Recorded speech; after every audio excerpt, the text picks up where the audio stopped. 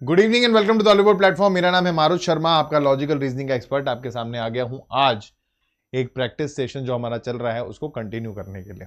ठीक, तो सवालों का सिलसिला जो है हम लोग शुरू करेंगे बहुत जल्दी और ताबड़तोड़ जो है कम से कम टाइम में, जैसा कि सेशन का नाम है सुपर फास्ट रिवीजन के तौर पे मिक्स क्वेश्चंस की प्रैक्टिस हम लोग करेंगे। बिल्कुल सवालों की बौछार हो जाएगी और एकदम फटाफट आपको जो है आंसर देने। ठीक है, चलिए शुरू करते हैं आज का सेशन फटाफट से। पहला सवाल। प्रणाम राहुल, प्रणाम, कैसे हैं आप? तो टाइमर में लगा देता हूं यहाँ पे और सेशन की ताबड़तोड़ शुरुआत करते हैं धड़ाधड़। अच्छा, आज से एक नई चीज और करते हैं। जब जब प्रैक्टिस सेट होगा तो आप क्या करोगे, मैं टाइमर दूंगा, उस टाइमर के अंदर जितने लोगों ने वो सवाल सही कर दिया होगा आप अपने लिए 1 मार्क ऐड कर देना। जितने लोग सवाल नहीं कर पाए या गलत कर दिया आप अपने आप को मार्क्स मत देना। अभी नेगेटिव पे नहीं जाएंगे, धीरे धीरे नेगेटिव मार्किंग लाएंगे, ये खुद से करना है आपको। तो सेशन खत्म होते होते आप अपने आप को टोटल मार्क्स दे देना, ठीक है? और वो मार्क्स मुझे आपके कमेंट बॉक्स में चाहिए। सेशन खत्म होने के बाद कमेंट बॉक्स में डाल देना, ठीक है? Strictly stay adhere to the time limit. चलो भाई, पहला सवाल आ गया है हमारे सामने। आसान है सवाल, कोई ज्यादा मुश्किल नहीं है, लेकिन अच्छे मिक्स में अच्छे सवाल दिखेंगे आपको। मारुत नाम पिताजी ने रखा है राहुल।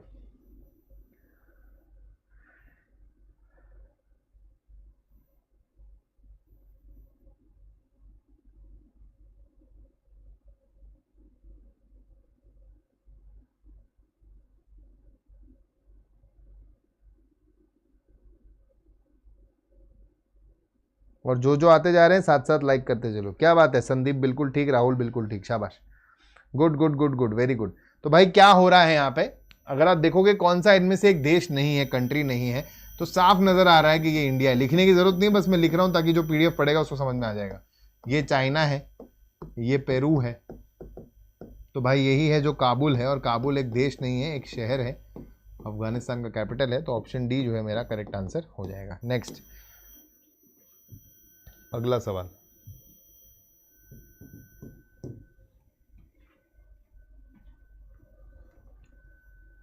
बिल्कुल ठीक।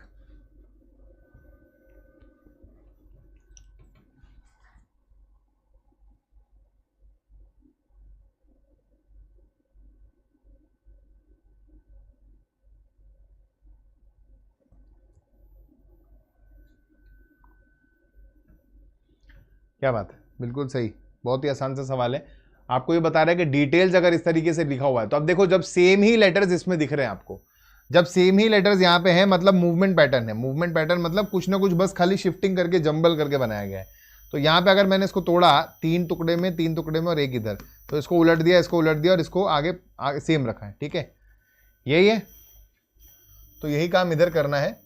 तो ROFMALU, ROFMALU, ऑप्शन ए जो है मेरा करेक्ट आंसर हो जाता है। सही होता जा रहा है, मार्क करते रहना, और गलत होता जा रहा है तो देख लेना। अभी नेगेटिव मार्किंग नहीं करनी है, बस खाली मार्क काउंट करते रहना।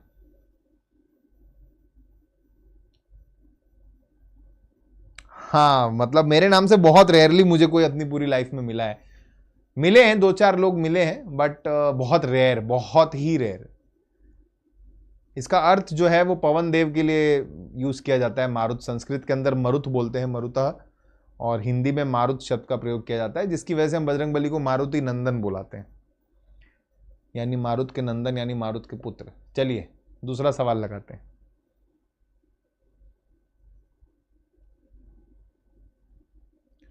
देखो भाई, सवाल पूछ रहा है कि पी जो है चाचा जी हैं आर के। अगर पी आर के चाचा जी हैं, पहली बात तो पी जो है फीमेल नहीं हो सकता।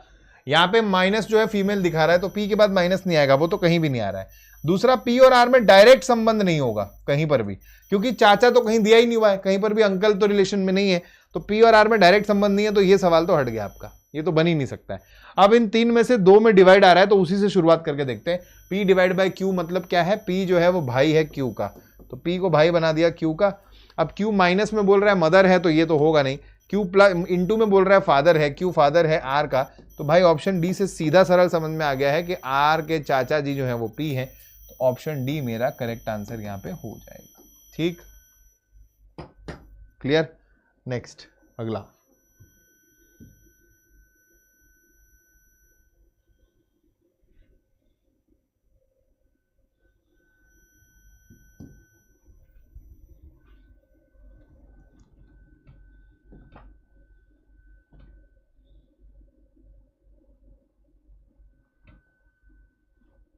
किशलय, हाँ यार सच में मैंने तो आज तक किसी को नहीं देखा, पहली बार देखा है नाम। और ये ना, ये यूनिक नामों की पद्धति वैसे चलती है काफी, और मुझे भी बहुत फैसिनेट करता है बच्चों का नाम ऐसा यूनिक जो होता है, अलग होता है थोड़ा।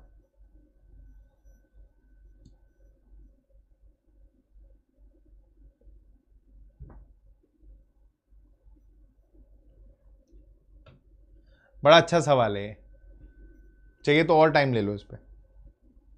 क्या बात है, राहुल कुंजा ने आंसर दे दिया है।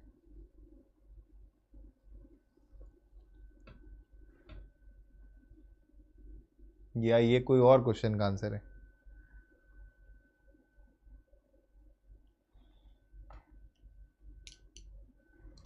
देखो भाई, सवाल कह रहा है कि 7 लोग जो हैं वो 7 अलग अलग दिनों में पैदा हुए हैं। तो सोमवार, मंगलवार, बुधवार, गुरुवार, शुक्रवार, शनिवार और रविवार, यही है सिस्टम। अब number of people born before a same age number of people born after G. अच्छा, अब यहां पे क्या है ना, ये 3 केस बनेंगे आपके, ठीक है, अलग अलग केसेस बन सकते हैं। तो हम केसेस बना लेते हैं, जरा जो जो पॉसिबिलिटी होगी वो सारी दिखानी होगी आपको।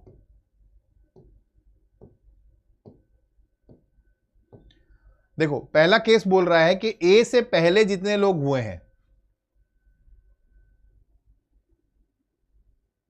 वो जी के बाद भी उतने ही हैं। तो पहला केस हम क्या बना सकते हैं, हम इसको कहीं बीच में ही रखना चाहेंगे।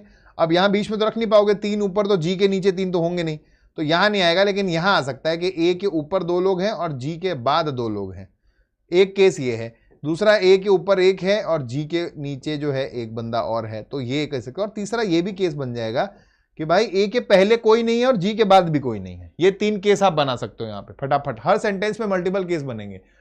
दूसरा बोल रहा है ए was born 4 days before D, यानी डी से 4 दिन पहले। तो अगर डी आपका संडे को पैदा हुए हैं तो 1 2 3 4 ए आ गया। यहां पे डी जो है वो सैटरडे पैदा होते तब ये पॉसिबल होता, तो ये तो केस ही डिलीट हो गया, अब होगा ही नहीं। और यहां पे 1 2 3 आपका 4, यहां पे डी फ्राइडे को पैदा हो जाएंगे, तो ए जो है 4 दिन पहले आपके आ गए। Next, 2 people were born between G and C. अब जी और सी के बीच में 2 लोग, नीचे तो जाएगा नहीं, तो सी इधर आ सकता है और या फिर सी इधर आ सकता है। Next, 2 people were born between B and E. B और ई के बीच में 2 लोग हैं, तो वो केवल और केवल यही संभव है, यानी यहां पे या तो बी और ई है या तो यहां पे ई और बी है। और यहां पे जो है वो इधर ही संभव है केवल, तो यहां पे या तो बी और ई है या फिर यहां पे ई और बी है। अब आखिरी पॉइंट बोल रहा है कि भाई F was born before E but not immediate before, यानी एफ जो है वो ई से पहले तो पैदा हुआ है पर इमीडिएटली पहले नहीं हुआ है। अब अगर आप पहला केस देखोगे तो ई से पहले तो एफ का पैदा होना पॉसिबल ही नहीं है, ठीक है, क्योंकि अगर यहां ई है तो यहां बी होगा, यहां ई है तो आगे और कुछ है ही नहीं, तो ये केस आपका डिलीट हो जाएगा। यहां पे ई नहीं आएगा तो इधर आपका आएगा बी, इधर आपका आएगा ई और इधर आपका आ जाएगा एफ, और आपका ये केस फाइनल बन गया है। सवाल पूछ रहे एफ कब पैदा हुआ था, किस दिन में, तो एफ जो है आपका मंगलवार को पैदा हुआ था, तो ऑप्शन ए जो है इसका सही उत्तर हो जाएगा। पजल बेस्ड सवाल है, मुश्किल नहीं है, बस थोड़ा सा आपको सारे केसेस चेक करने पड़ेंगे। और अगर आपने खिचड़ी नहीं बनाई ना, मतलब खिचड़ी बना दी अगर डेटा की, तो फिर बहुत दिक्कत आ जाएगी, क्लियर कट आंसर निकालना पड़ेगा। चलो,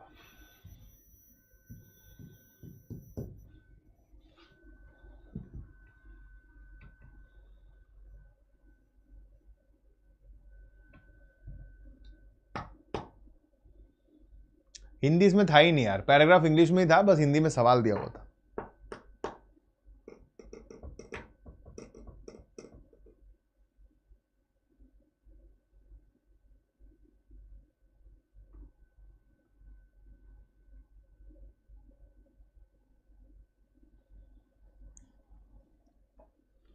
बहुत आसान है, पेजर का कोड अगर ये है, अप्रैल का कोड ये है, तो यूजर्स का कोड क्या होगा। क्या हो रहा है यहाँ पे आप देखोगे अगर, तो ये जो है डिवाइड हो रहा है 3 हिस्सों में, ये फ्लिप हो रहा है, ये फ्लिप हो रहा है और ये +1 में जा रहा है, ठीक, यही लॉजिक है, उधर भी यही लॉजिक है। तो यहाँ पे जब ये होगा तो ये फ्लिप होगा SU, ये +1 में जाएगा तो आएगा F और यहाँ आएगा SR, SUFSR, ऑप्शन बी जो है वो करेक्ट आंसर आपका आ जाएगा। ताबड़तोड़ फटाफट आंसर निकालना है। अगला,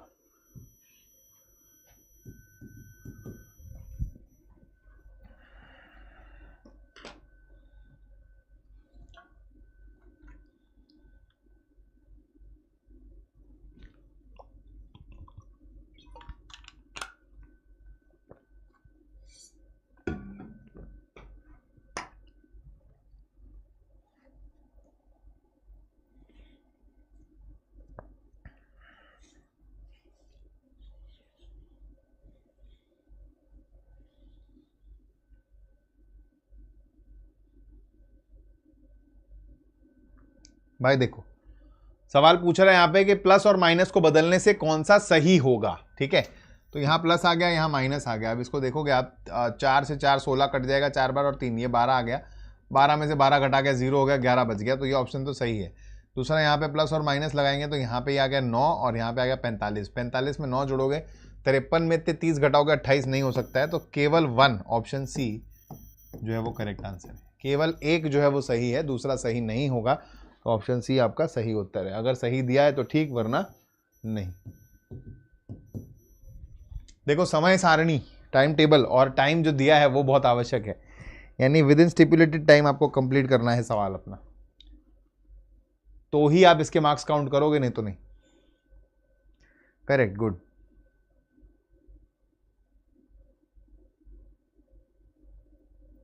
देखो अब 20 सेकंड काफी है, इसमें क्या करना है। 60 में देखो तुरंत से जाओगे तो नहीं बन पाएगा। 60 से 80, 80 से 64, 64 70, मतलब थोड़ा बढ़ रहा है थोड़ा घट रहा है, यानी ये प्रोग्रेशन नहीं है।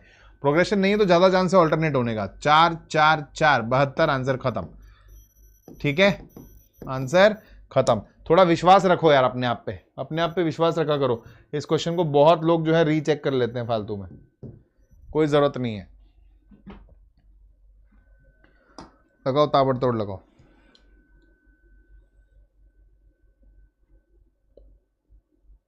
हाँ कोई बात नहीं, कोई बात नहीं, वो एक पजल वाला था भी ऐसा ही।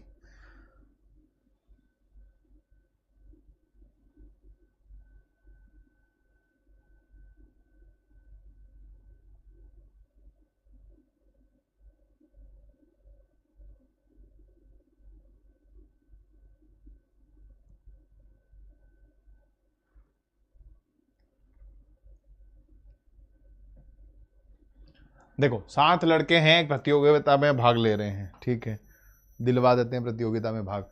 और रैंक आपका कुछ ऐसे दे रखा है, 1 2 3 4 5 6 7, यानी जो है पहला रैंक सबसे ज्यादा है, 7वां रैंक सबसे कम है। अब एस का रैंक जो है वो के से छोटा है, एस का रैंक जो है वो के से छोटा है, के से कम है, और सी से ज्यादा है, ठीक है। टी जो है वो यू से एक नीचे है और पी से एक ऊपर है। यू का सेकंड हाईएस्ट रैंक है, तो फिर यू टी पी तो यहां आ गया, ये गारंटी हो गई। अब के एस सी यहां नहीं आएगा क्योंकि ये ना एग्जैक्ट नहीं दिया हुआ है, एक ऊपर नीचे नहीं है, बस खाली हायर लोअर दिया। अब अगला सवाल दे रहा है कि rank of S is lower than only 4 boys, यानी 1 2 3 4, एस जो है वो 5वें पद पे है। हमेशा सवाल पढ़ लिया करो। सवाल पूछ रहा है whose rank is the third from the last, third from the last पे ऐसी तो है और कोई आएगा ही नहीं, तो आगे का डेटा की आपको जरूरत थी नहीं। वैसे इस इंफॉर्मेशन पे आपको आंसर मिल चुका है, आगे के डेटा की आपको जरूरत नहीं थी। पर अगर कंप्लीट करना हो तो बोल रहा है सी हैज द लीस्ट रैंक, तो सी यहां आ जाएगा। सी और एस से ऊपर के था तो के यहीं आएगा और कोई ऑप्शन नहीं बचा है, और मेरे पास एम बच गया तो वो यहां आ जाएगा। ये मेरा ऑर्डर है, अगर ऑर्डर चाहिए हो तो, पर सवाल के हिसाब से उत्तर जो है मुझे पहले ही मिल चुका है। नेक्स्ट, तो इनको सुपरफ्लस स्टेटमेंट बोलते हैं बेटा, जो लास्ट में स्टेटमेंट आ रहा है ना वो सब सुपरफ्लस है, उसकी जरूरत नहीं है। यानी आपका सवाल का उत्तर निकालने के लिए, प्रश्न का उत्तर निकालने के लिए उन स्टेटमेंट्स की आवश्यकता नहीं है। नेक्स्ट,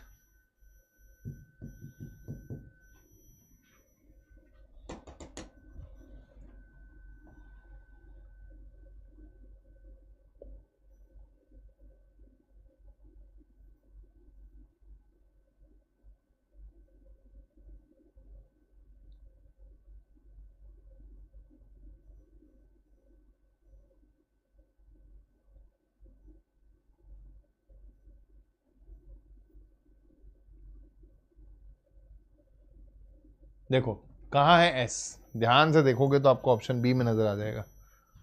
ऑप्शन बी में क्लियर कट दिखेगा यहां पे।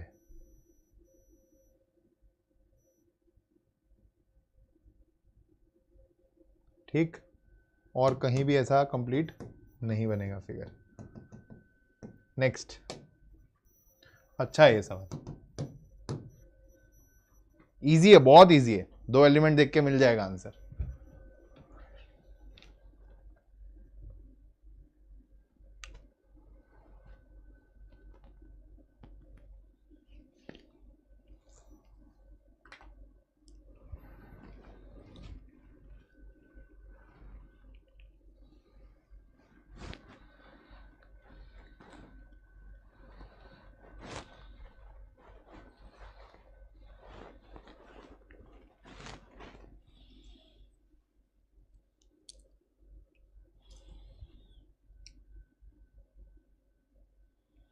अब इसमें क्या हो रहा है देखो भाई, डबल चीज देखनी पड़ेगी तुमको। पहले तो तुम ये बाहर वाले फिगर्स को देखो क्या हो रहा है।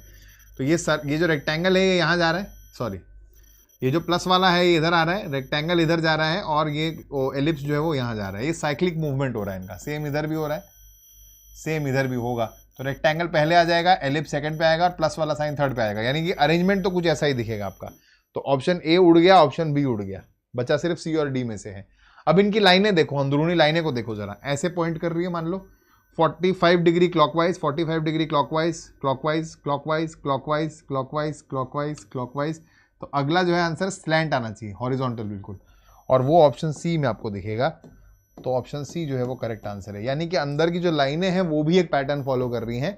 तो ऑप्शन सी इसीलिए आपका करेक्ट आंसर हो जाएगा। बहुत लोग जल्दबाजी में डी दे देते हैं। 1 मिनट देना जरा यहाँ पे मुझे।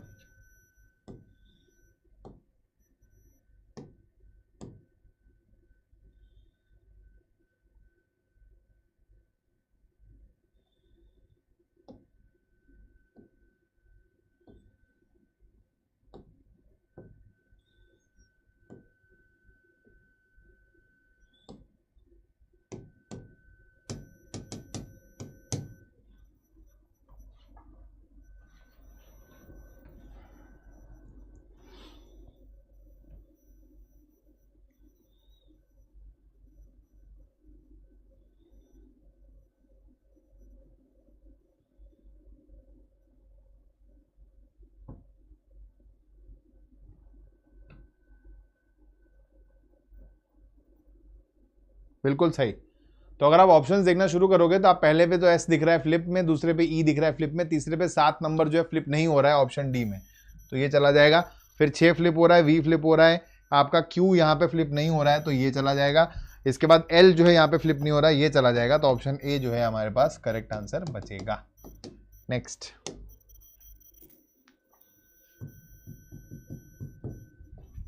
30 सेकंड दे रहा हूं, 30 सेकंड के अंदर देख लिया तो ठीक, नहीं तो वो आंसर काउंट मत करना।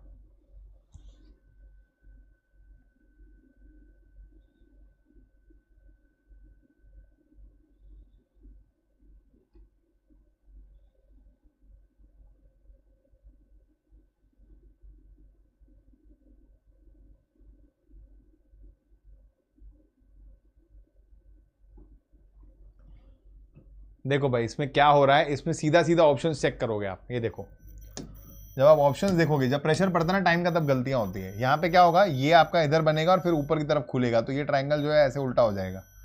ठीक है, ये यहाँ पे नहीं हो रहा है तो ऑप्शन ए गया।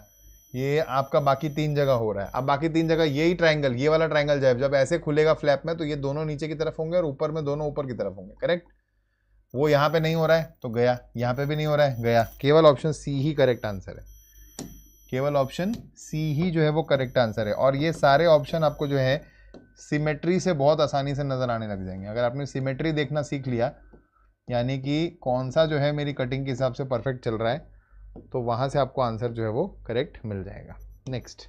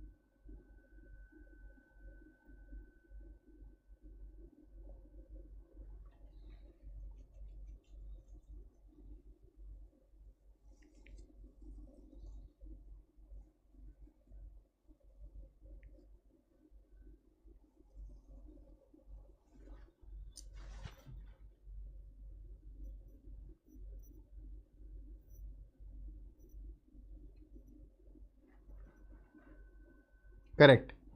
तो सी इसका सीधा सरल आंसर बनता है। वैसे इसमें बहुत बच्चे ना मेरे से डिबेट करते हैं, इसलिए मैं ये सफेद लाइन बना देता हूँ। लॉजिक कुछ नहीं है, लॉजिक इसमें ये है कि साफ सुथरा आपको दिखेगा ये वाला स्लिप और ये सेम होना चाहिए क्रॉस में, और ये सेम होना चाहिए, तो ये तो सेम है ही, इसके लिए ऑप्शन सी और डी दो ऑप्शन बनते हैं।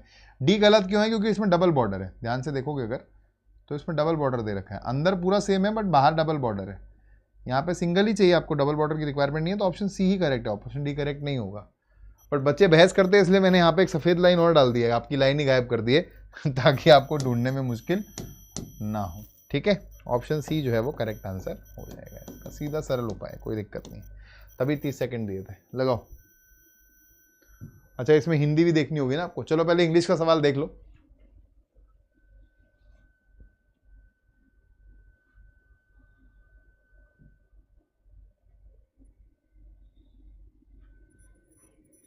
हिंदी वाला स्क्रीनशॉट ले लो। केवल कुछ बूसर्ट बोल्ड हैं, सभी बूसर्ट ब्लैक है, सभी बैट ब्लैक हैं। निष्कर्ष है कोई बैट बोल्ड नहीं है, कुछ ब्लैक बोल्ड नहीं है। ये बूसर्ट नहीं है, बोल्ड होगा शायद। ठीक है, चलो। अच्छा, बूस्ट को बूसर्ट, अच्छा बूस्ट ही लिखा था वो, आधा स के नीचे हलंत। 40 ज़्यादा ही है बट ले लो।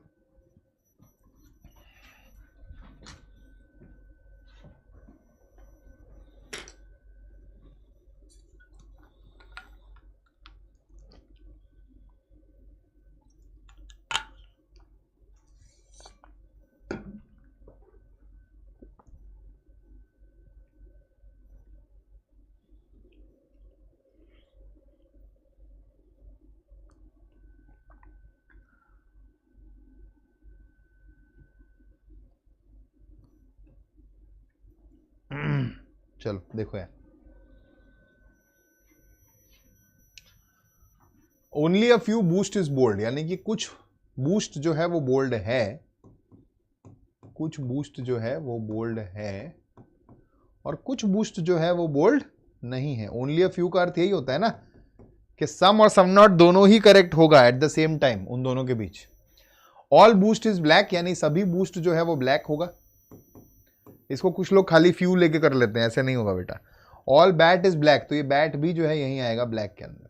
पहला कंक्लूजन बोल रहा है नो बैट इज बोल्ड। भाई बैट और बोल्ड में कोई कनेक्शन ही नहीं है, अगर कोई रिलेशन नहीं है, कोई कनेक्शन नहीं है, तो सभी डेफिनेट कंक्लूजन जो है वो फॉलो नहीं करेंगे। दूसरा बोल रहा है some black is not bold. भाई ब्लैक का कुछ हिस्सा जो बूस्ट में है, बूस्ट का वो हिस्सा जो बोल्ड में रिस्ट्रिक्टेड है, तो बिल्कुल ठीक है, some black is not bold correct हो जाएगा। तो ओनली टू फॉलोज इसका करेक्ट आंसर होगा। बहुत ही कॉमन मिस इंटरप्रिटेशन जो लोग के द्वारा किया जाता है और यहाँ पे सिलोजिज्म में गलती हो जाती है। ठीक है, नेक्स्ट पढ़ो, इंग्लिश वाला पढ़ लो, फिर हिंदी वाला दिखा देता हूँ। क्रिटिकल रीजनिंग का सवाल है, इसमें भी बहुत लोग गलती करते हैं। हाँ संदीप जी बिल्कुल ठीक।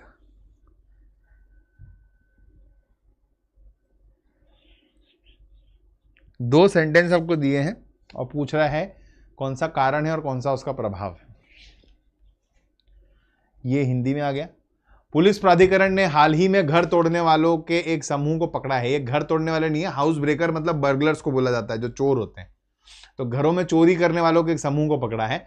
और दूसरा बोल रहा है इलाके के नागरिक समूह ने रात्रि में निगरानी शुरू कर दी है। ठीक है, तो अब कौन सा कारण है और कौन सा इसका प्रभाव है, इसका स्क्रीनशॉट ले लो और देख लो एक बार। टाइमर ऑन कर दे रहा हूं मैं।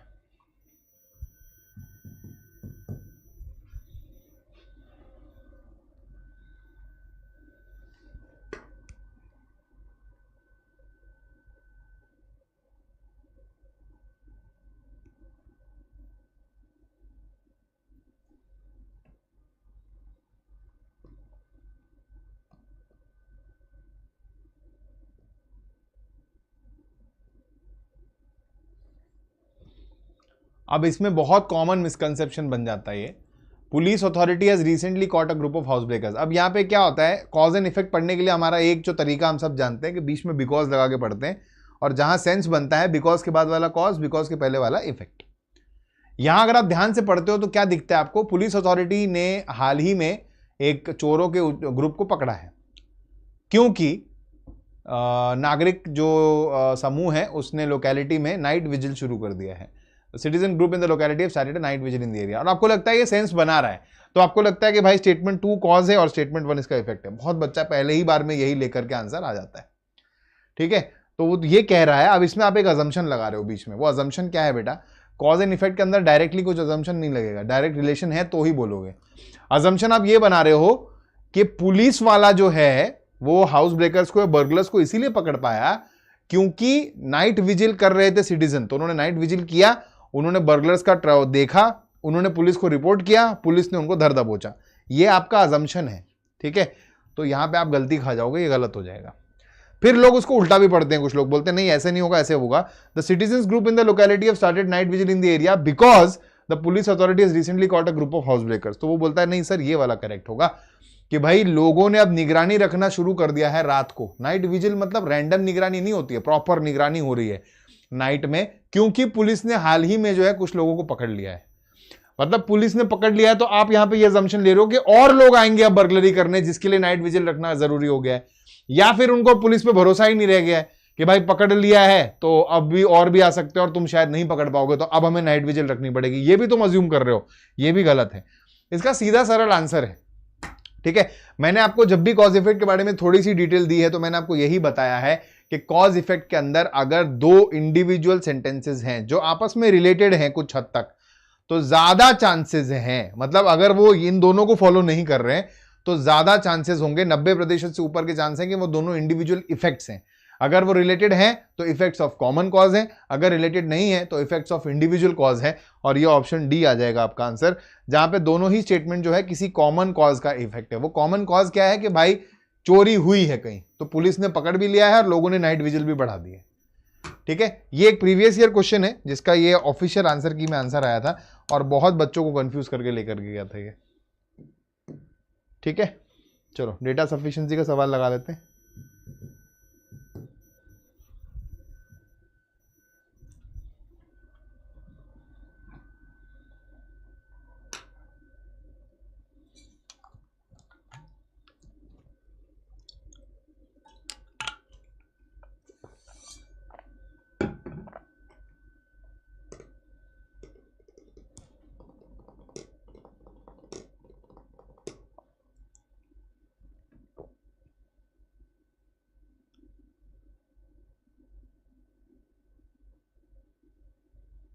आसान सा है भाई, वीना, उषा, रीमा और नैना में से सबसे उम्र दराज या सबसे बड़ी कौन है? पहला स्टेटमेंट, अब ऑप्शन देख लो, स्टेटमेंट 1 अलोन 2 अलोन यही बता रहा है ना। तो 1 अलोन बोल रहा है वीना जो है वो उषा से छोटी है पर रीमा से बड़ी है, पर कौन सबसे बड़ी है तो नहीं पता चल रहा है, तो 1 अलोन तो सही नहीं है। दूसरा बोल रहा है कि रीमा जो है वो उसकी छोटी बहन जो है वो नैना की उम्र की ही है एक तरह से, यानी नैना जो है वो रीमा से छोटी है। 2 अलोन भी सफिशिएंट नहीं है, लेकिन दोनों को मिला लो तो आपको पता चल जाता है कि भाई उषा जो है वो सबसे बड़ी है। तो यानी कि both together are sufficient to answer the question. Option B जो है इसका करेक्ट आंसर हो जाएगा। दोनों ही डेटा जो है पर्याप्त होंगे, दोनों ही डेटा जो है वो पर्याप्त होंगे। नेक्स्ट,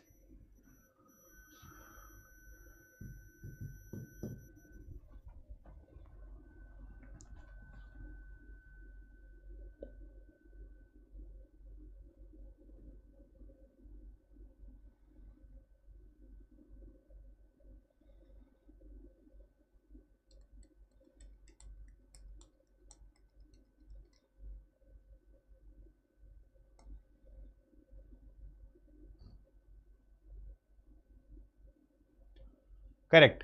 तो अगर आप देखोगे तो आपको ये दिख जाएगा कि भाई तीसरा नंबर जो है वो पहले नंबर के स्क्वायर के पास है।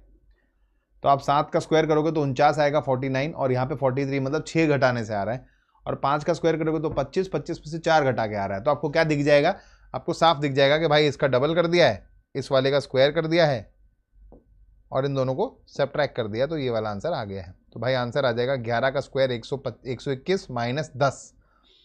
तो आपका आंसर आ गया 11 का स्क्वायर माइनस 5 इंटू 2, आपका आंसर आ जाएगा 111, ठीक है।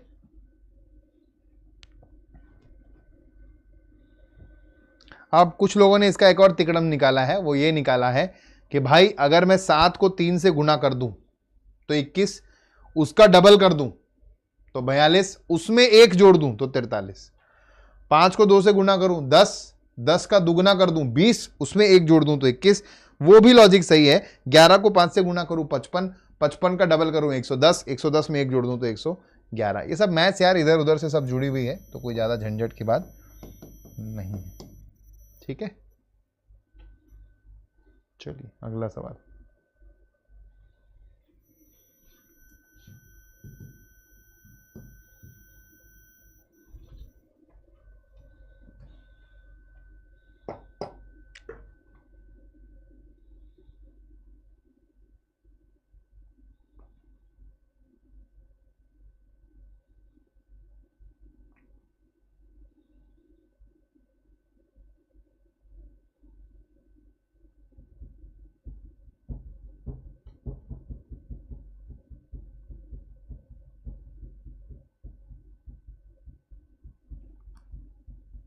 करेक्ट।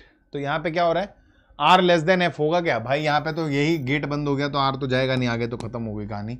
और R greater than equal to Z नहीं होगा, R less than equal to Z दिख रहा है यहाँ पे, तो ये भी गलत हो गई। तो नाइदर कंक्लूजन 1 नॉर 2 फॉलोज, आपका आंसर डी जो है वो करेक्ट आंसर आ गया है।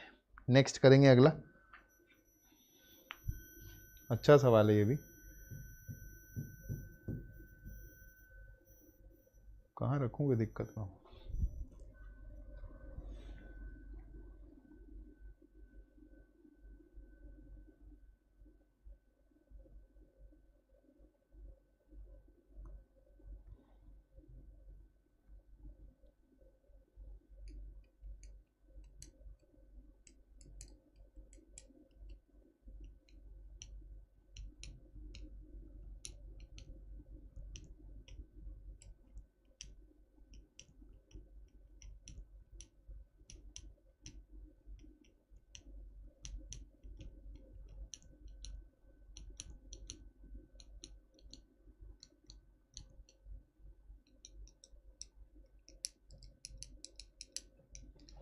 देखो भाई 9 लोग हैं,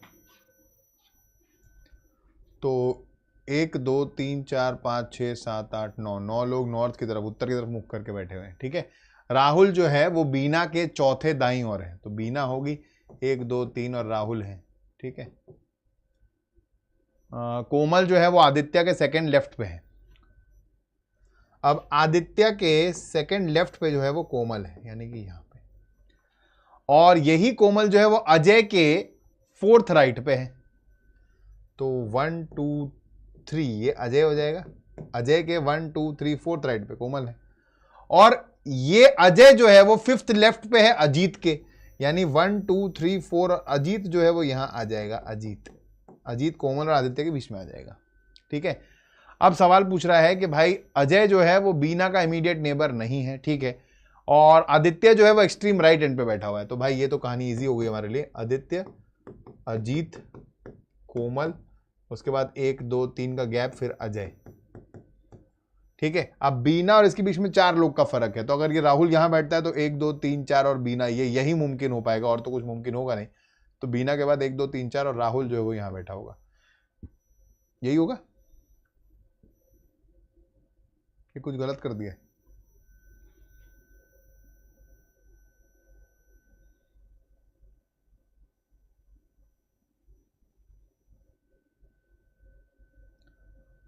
पवन जो है वो राहुल का इमीडिएट नेबर नहीं, अरे सॉरी गलत कर दिया ना, राहुल जो है वो यहां बैठा होगा। ठीक है, पवन जो है वो राहुल का इमीडिएट नेबर नहीं है, यानी पवन जी जो है वो यहां बैठे हैं। तो अब बचा मेरे पास कौशल और अंकित, 2 ही लोग बचे हैं, वो राहुल के इर्द गिर्द बैठे होंगे, तो ऑप्शन बी जो है मेरा करेक्ट आंसर हो जाएगा।